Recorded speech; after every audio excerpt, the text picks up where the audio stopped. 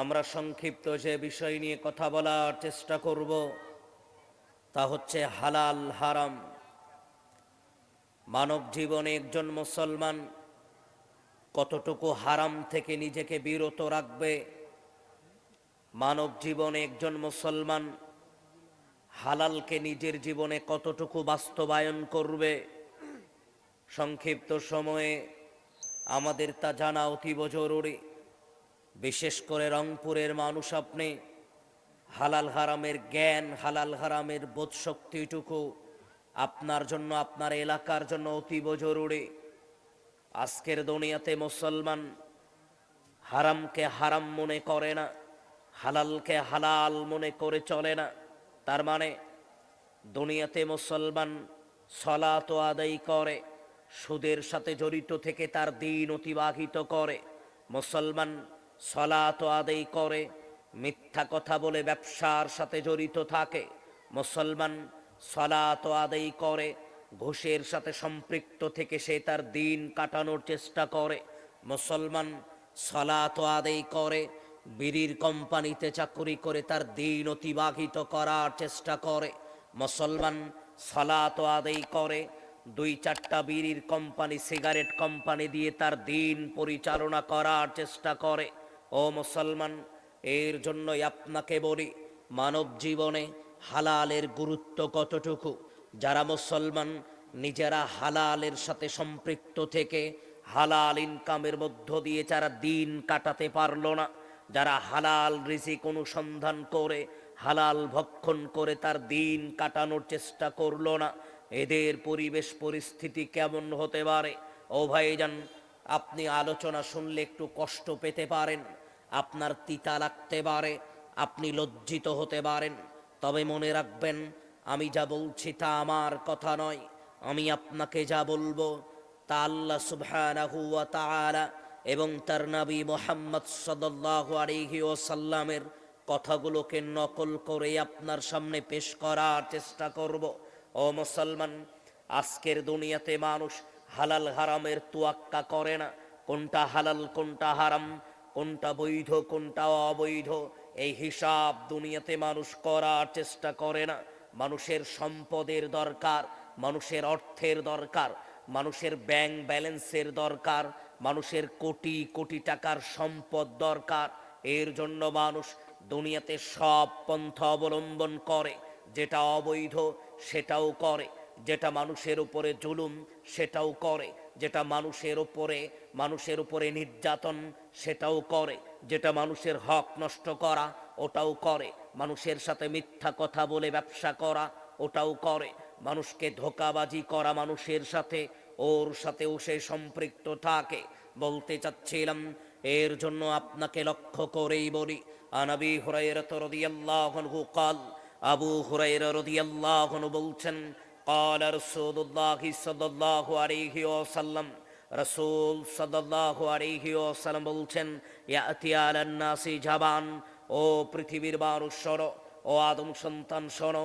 আল্লাহর নবী বললেন, আমার উম্মত এমন একটা সময় অতিক্রম করবে, এমন একটা জামানা অতিক্রম করবে, এমন একটা সময় আমার উম্মত অতিক্রম করবে, যে সময়ে, যে জামানায় আল্লাহর নবী বললেন, আমিনাল হালাল আমিনাল হারাম। এই উম্মত কোনটা হালাল, কোনটা হারাম, কোনটা বৈধ, কোনটা অবৈধ, এই বাস বিচার এই উম্মত করবে না। আল্লাহর নবী আপনাকে আমাকে লক্ষ্য করে যেটা বললেন, ও মুসলমান, আল্লাহর নবী বললেন, শোনো, এমন একটা জামানায়, এমন একটা সময় আমার উম্মত অতিক্রম করবে, যে জামানায়, যে সময়ে আমার উম্মত হালাল হারামের তোয়াক্কা করবে না, আমার উম্মত হালাল হারামের বাস বিচার করবে না। এই মুসলমান যা পাবে সেটাই গ্রহণ করবে, এই মুসলমান যা পাবে সেটাই গ্রহণ করবে। এই মুসলমান কোনটা হালাল, কোনটা হারাম, এই বাস বিচার দুনিয়াতে করবে না। ও মুসলমান, আজকে আপনার আমার পরিবেশটুকু তাই। মুসলমান হারামকে হারাম মনে করে না, দৈনন্দিন জীবনে ওই হারামের সাথে সম্পৃক্ত থেকেই সে তার দিন কাটানোর চেষ্টা করছে। ও ভাইজান, যারা হারাম ইনকাম করলো, যারা অবৈধ ইনকাম করলো, তাদের অবস্থা যে কত ভয়ানক মানুষটা দুনিয়াতে চিন্তা ভাবনাও করে না। যে হ্যাঁ, আপনাকে লক্ষ্য করেই বলি, আল্লাহ বলছেন ইয়া আইয়ুহান নাস কুলু মিম্মা ফিল আরদি হালালান তাইয়্যিবা। ও পৃথিবীর মানুষ শোনো, আদম সন্তান শোনো, ও মুসলমান শোনো, আল্লাহ বলছেন শোনো, আমি আল্লাহ যেই রিজিক তোমাদেরকে দিলাম, যেই রিজিক তোমাদেরকে দিলাম, এই রিজিক থেকে তোমরা বৈধ রিজিক অনুসন্ধান করো, হালাল রিজিক অনুসন্ধান করো। আল্লাহ আপনাকে আমাকে আদেশ করলেন তোমাকে বৈধ খেতে হবে, হালাল খেতে হবে। আবার আল্লাহ ইমানদার মানুষগুলোকে লক্ষ্য করে বললেন ইয়া আইয়ুহাল্লাযীনা আমানু কুলু মিন তাইয়্যিবাতি মা রাযাকনাকুম। ও আদম সন্তান শোনো, আমি আল্লাহ যেই বৈধ রিজিক তোমাদেরকে দিলাম, পিছনে দেন, যেই বৈধ রুজি তোমাদেরকে দিলাম, এই বৈধ রুজিটুকু তোমরা ভক্ষণ করো। ও মুসলমান, আমি আপনাকে বলতে চাচ্ছিলাম, আল্লাহ আপনাকে আমাকে যেই কথাটা বললেন শোনো, জীবদ্দশায় হালাল খেতে হবে, জীবদ্দশায় হারামের নিকটবর্তী যাওয়া যাবে না। যারা এই হারামের নিকটবর্তী যায়, যারা এই হারামের সাথে সংমিশ্রিত করে নিজেদের আহাল পরিবারের সাথে সম্পৃক্ততাই থেকে হারাম ভক্ষণের সাথে নিজেদের জীবন পরিচালনা করলো, তারা আল্লাহর আদেশকে উপেক্ষা করে দুনিয়াতে চলল। ও মুসলমান, আনাবি হুরায়রা রাদিয়াল্লাহু আনহু قال, আবু হুরায়রা রাদিয়াল্লাহু আনহু বলছেন قال رسول الله صلى الله عليه وسلم, রাসূল সাল্লাল্লাহু আলাইহি ওয়াসাল্লাম বলছেন, আদম সন্তান শোনো, ইন্নাল্লাহা তাইয়্যিব, তুমি যেই প্রতিপালকের ইবাদত করো, লা ইয়াকবালু ইল্লা তাইয়্যিবা, তিনি পুত এবং পবিত্র, অপবিত্র কোনো জিনিস উনি কবুল করেন না, গ্রহণ করেন না। আপনি যেই রবের ইবাদত করেন, আপনি যে আল্লাহর ইবাদত করেন, উনি পুত এবং পবিত্র, অপবিত্র কোনো জিনিস উনি কবুল করেন না, গ্রহণ করেন না। তার মানে মুসলমান, আপনি আমি সালাত আদায় করি যাতে আল্লাহ সেটা কবুল করেন, আপনি আমি হজ করি যাতে আল্লাহ সেটা কবুল করেন, আপনি আমি দান করি যাতে আল্লাহ সেটা কবুল করেন, আপনি আমি মসজিদ মাদ্রাসায় সহযোগিতা করি যাতে আল্লাহ সেটা কবুল করেন। মানব জীবনে মনে রাখতে হবে, আল্লাহ ওটাই কবুল করবেন যেটা পুত এবং পবিত্র। পুত এবং পবিত্র মানে তা আপনাকে একটু পরে বলবো, তার আগে দুই একটা কথা আপনাকে একটু বলে নেই মুসলমান। রাসূল সাল্লাল্লাহু আলাইহি ওয়াসাল্লাম বলছেন, আদম সন্তান শোনো, ও পৃথিবীর মানুষেরা শোনো, আল্লাহর নবী সুম্মা যাকারার রাজুল, একজন মানুষের বিবরণ দিলেন। একজন মানুষ ইউতিলুস সাফারা আশাসা আকবারা, চুলগুলো উস্কো খুস্কো, গায়ের জামা ময়লা, 2-3 দিন সফর করতে গেছে, সফর করে ফিরেছে, গায়ের জামা ময়লা, চুলগুলো উস্কো খুস্কো। এই মানুষটা মনে করেন মসজিদে ঢুকলো, ইয়ামুদ্দু ইয়াদাইহি ইলাস সামা, দুহাত আল্লাহর নিকটে উত্তোলন করলো, আল্লাহকে লক্ষ্য করে বলল ইয়া রব্বি ইয়া রব্বি, ওগো প্রতিপালক, আমার এটা লাগবে, আল্লাহ আমার ওটা লাগবে, আল্লাহ আমার এটা লাগবে। আল্লাহর কাছে কাকুতি মিনতি করলো, সালাতে কাকুতি মিনতি করলো, মসজিদে বসে থেকে আল্লাহর কাছে দোয়া করলো, আল্লাহর কাছে সে চাচ্ছে আল্লাহ আমাকে এটা দাও, আল্লাহ আমাকে ওটা দাও। এটা একটু উঁচু করে দেন ভাই, এটা উঁচু করে দেন, তাহলেই হবে, এটা নিচু হয়ে যাচ্ছে, এটা বারবার, এটা উঁচু করে দেন। সাউন্ড কি ক্লিয়ার শোনা যায় না? ও আচ্ছা আচ্ছা, ঠিক আছে, এত কাছে না, ব্যাস, এবার ঠিক আছে, ঠিক আছে, এবার ঠিক আছে, এবার ঠিক আছে, সমস্যা কাছাকাছি আছে।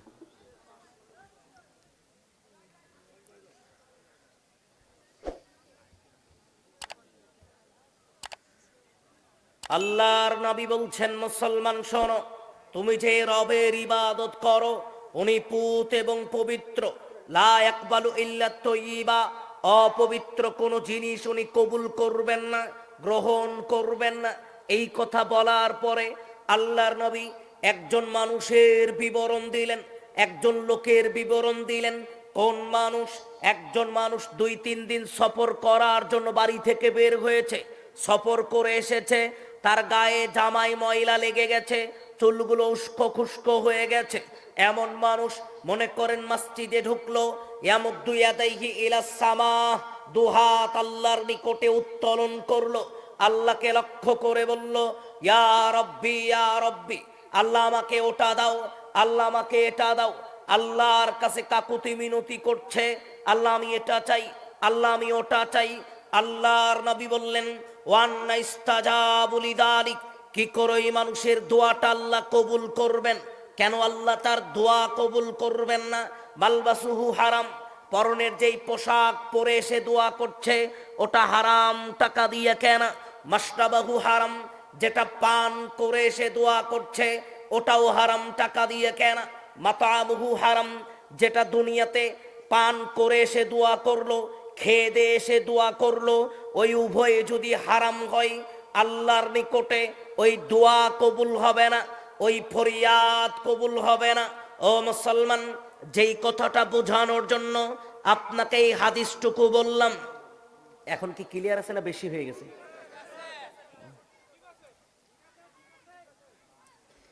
বেশি হয়ে গেছে মনে হচ্ছে, একটু বেশি হয়ে গেছে। এখানকে একটু বেশি হয়ে গেছে, এই সাউন্ডটা ডবল হচ্ছে। বলছিলাম, আল্লাহর নবী বললেন, কেউ পরনের পোশাক হারাম টাকার কেনা পরে রাত দিন আল্লাহর কাছে দোয়া করলো, আল্লাহ ওই মানুষের ফরিয়াদ শুনবে না, আল্লাহ তার দোয়া শুনবে না, আল্লাহ তার ইবাদত কবুল করবে না। যেটা খেয়ে সে দোয়া করলো ওটা যদি হারাম হয় আল্লাহ তার দোয়া শুনবে না, আল্লাহ তার ফরিয়াদ শুনবে না। সে যেটা পান করে সে দোয়া করলো ওটা যদি হারাম হয় আল্লাহ তার দোয়া শুনবে না, আল্লাহ তার ফরিয়াদ শুনবে না। ও মুসলমান, যেই কথাটা বলতে চাচ্ছিলাম এই কথাটা একটু মনে রাখবেন। যার ইনকাম হারাম, যার ইনকাম অবৈধ, যে পন্থায় যে টাকা পয়সা উপার্জন করে ওই পন্থা যদি হারাম হয়, ওই ইনকাম সোর্স যদি হারাম হয়, তাহলে সারা জীবন যদি ওই মানুষ আল্লাহর কাছে কাকুতি মিনতি করে, আল্লাহর কাছে কান্নাকাটি করে, আল্লাহ তার ইবাদত কবুল করবে না, আল্লাহ তার দোয়া কবুল করবে না। এবার আপনাকে যেই কথাটা বলবো ভাইজান, আনাবি বাকরিন রাদিয়াল্লাহু আনহু قال, আবু বকর রাদিয়াল্লাহু আনহু বলছেন, قال রাসূলুল্লাহ সাল্লাল্লাহু আলাইহি ওয়াসাল্লাম, রাসূল সাল্লাল্লাহু আলাইহি ওয়াসাল্লাম বলছেন, লা ইয়াদখুলুল জান্নাতা জাসাদুন, ওই শরীরকে আল্লাহ জান্নাতে যেতে দিবেন না, ওই দেহকে আল্লাহ জান্নাতে যেতে দিবেন না। কোন শরীর, কোন দেহ? কোন দেহকে আল্লাহ জান্নাতে যেতে দিবেন না? গুদ্দিয়া বিল হারাম, যেই দেহ অবৈধ ইনকামকে গঠিত হয়েছে, যেই দেহ হারাম ইনকামকে গঠিত হয়েছে, ওই দেহকে আল্লাহ জান্নাতে যেতে দিবেন না।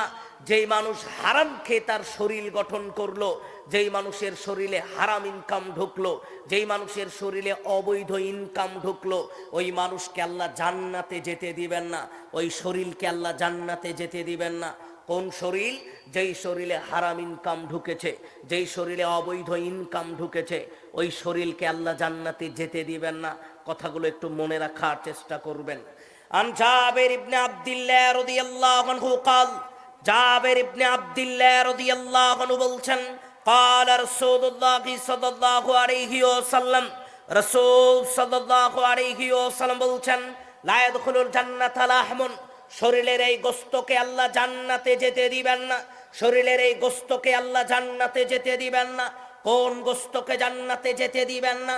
যেই গোশত নাবাতা মিনাস সুহতি, হারাম খাদ্যকে গঠিত হয়েছে, সুদের টাকা যেই গোশতে ঢুকেছে, ঘুষের টাকা যেই শরীরে ঢুকেছে, মানুষের সাথে মিথ্যা কথা বলে ব্যবসা করা টাকা ঢুকেছে, মানুষের সাথে প্রতারণা করা টাকা ঢুকেছে, সিগারেট বিক্রি করা টাকা ঢুকেছে, নেশাদার দ্রব্য বিক্রি করা টাকা ঢুকেছে, বোনের জমির হক নষ্ট করেছে ওই টাকা ঢুকেছে, ভাইয়ের জমির হক নষ্ট করেছে ওই টাকা ঢুকেছে, মানুষের সাথে প্রতারণা করেছে ওই টাকা ঢুকেছে। এই শরীরে যদি হারাম টাকা ঢোকে, এই শরীরে যদি হারাম ইনকাম ঢোকে, এই শরীরকে আল্লাহ জান্নাতে যেতে দিবেন না। আমি তাহাজ্জুদ গুজারি হলেও যেতে দিবে না। আমি 5 ওয়াক্ত সালাতি হলেও যেতে দিবে না, আমি তাহাজ্জুদ গুজারি হলেও যেতে দিবে না, আমি 2-4 বার হজ করলেও আল্লাহ জান্নাতে যেতে দিবে না। ওই শরীর যেই শরীরে হারাম খাদ্য ঢুকলো, ওই শরীর যেই শরীরে অবৈধ ইনকাম ঢুকলো, ওই শরীরকে আল্লাহ জান্নাতে যেতে দিবেন না। এই কথাটা আপনাকে মনে রাখার চেষ্টা করতে হবে।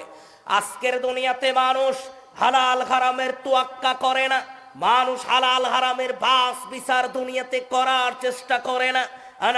আনা আয়েশা রাদিয়াল্লাহু আনহা قالت, আয়েশা রাদিয়াল্লাহু আনহা বলছেন, কান আলী আবি বকরিন গোলামুন, আবু বকর রাদিয়াল্লাহু আনহুর বাড়িতে একটা গোলাম ছিল, একটা খাদেম ছিল। ওই গোলাম, ওই খাদেম তার বাড়িতে থাকতো, তার বাড়িতে খেত। হঠাৎ একদিন সে বাড়িতে চলে গেছে, 2-3 দিন পরে এসেছে। যখন সে এসেছে তখন হাতে তার কিছু খাবার ছিল। ওই খাবার থেকে আবু বকর রাদিয়াল্লাহু আনহু কিছু না বলেই মুখে দিয়ে দিয়েছেন। এবার তখন ওই খাদেম তাকে জিজ্ঞেস করছে, কি ব্যাপার, না জেনেই খেলেন কেন? আপনি জানেন এটা আমি কোত্থেকে নিয়ে এসেছি, কিভাবে নিয়ে এসেছি, না জেনেই এই খাবারটুকু মুখে দিলেন কেন? পিছনে সাউন্ড কি ক্লিয়ার বোঝা যায়? ইকোটা বেশি ভাই, না এটা ডাবল সাউন্ড হয় কেন তাই বলছি। আপনি কমায় দেন, আমার খালি প্যান্ডেলের লোক শুনলে হবে, বাইরের লোক শোনার দরকার নেই।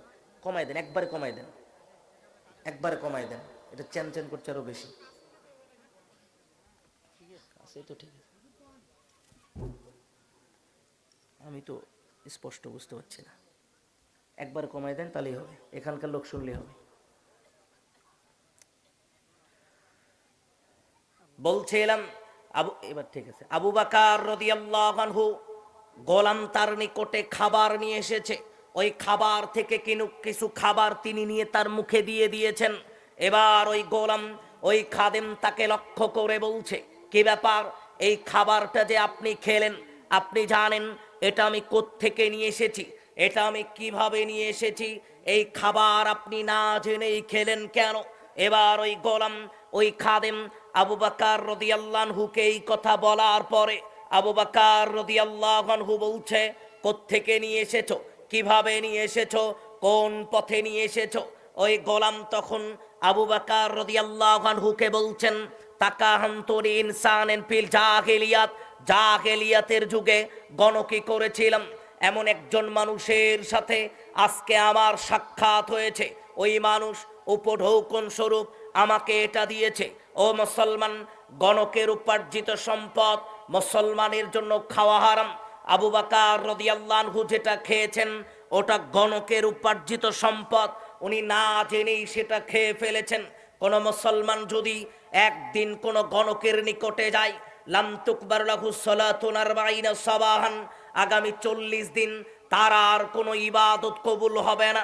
কোন মুসলমান যদি গণকের নিকটবর্তী যায়, গণক যেটা বলেছে সে সেটা বিশ্বাস করে নেয়, ফাকাদ কাফারা বিমা উনজিলা আলা মুহাম্মদ, আল্লাহর নবী বললেন আমি মুহাম্মাদের উপরে যেই ধর্ম নাজিল হয়েছে সে সেটা অবিশ্বাস করে নিল। তার মানে গণকের উপার্জিত সম্পদ মুসলমানের জন্য খাওয়া হারাম। আবু বকর রাদিয়াল্লাহু আনহু উনি তো খেয়ে ফেলেছেন, উনি কি করবেন? উনি যেটা খেয়েছেন ওটা হারাম, উনি কি করলেন? ও মুসলমান, আজকে যদি আপনাকে বলা হয়, ও ভাইজান হারাম খাওয়া ছেড়ে দিতে হবে, আপনি যেটা খাচ্ছেন এটা হারাম, তখন আপনি বলছেন, ও হুজুর 3টা মেয়ের বিয়ে দিয়েছি আর একটা মেয়ের বাকি আছে, ও হুজুর এই মেয়ের বিয়ে দিয়ে দিলে আমরা এই হারাম, এই সুদ খাওয়া ছেড়ে দিব। আপনাকে যদি বলি ভাইজান ঘুষ খাওয়া ছেড়ে দেন, আপনি বলছেন হুজুর 3 তালা বাড়ি উঠিয়েছি, 2 তালা কমপ্লিট হয়েছে, 1 তালা বাকি আছে, এই তালা হলেও এই ঘুষ খাওয়া ছেড়ে দিব। মুসলমান নির্দিষ্ট সময় পর্যন্ত অপেক্ষা করে। ও মুসলমান, আবু বকর রাদিয়াল্লাহু আনহু বুঝতে পারলেন উনি যেটা পেটে ঢুকিয়েছেন ওটা হারাম খাবার ছিল। ফাদখালায়াদাহু ফি ফিহি, এই ডান হাত তার মুখের ভিতরে ঢুকালেন, বমি করে সমস্ত খাবার ফি বাতুনিহি, তার পেট থেকে জমিনে ফেলে দিলেন। তার মানে মুসলমান যখন বুঝতে পারবে সে যেটা খেয়েছে ওটা হারাম, মুসলমান যখন বুঝতে পারবে সে যেটা পেটে ঢুকিয়েছে ওটা হারাম, মুসলমান সেটা বমি করে জমিনে ফেলে দিবে। মুসলমানের সন্তান হারাম খাদ্য খাবে না। আনবী হুরায়রা রাদিয়াল্লাহু আনহু قال, আবু হুরায়রা রাদিয়াল্লাহু আনহু বলছেন, একদা একদিন আখদা হাসান ইবনে আলী তামরাতান মিন তামরি সাদাকা, সদকার খেজুর রাখা আছে। ছোট্ট নাবালক শিশু হাসান ইবনে আলী ওই সদকার খেজুর থেকে খেজুর নিয়ে মুখে দিয়ে দিয়েছে।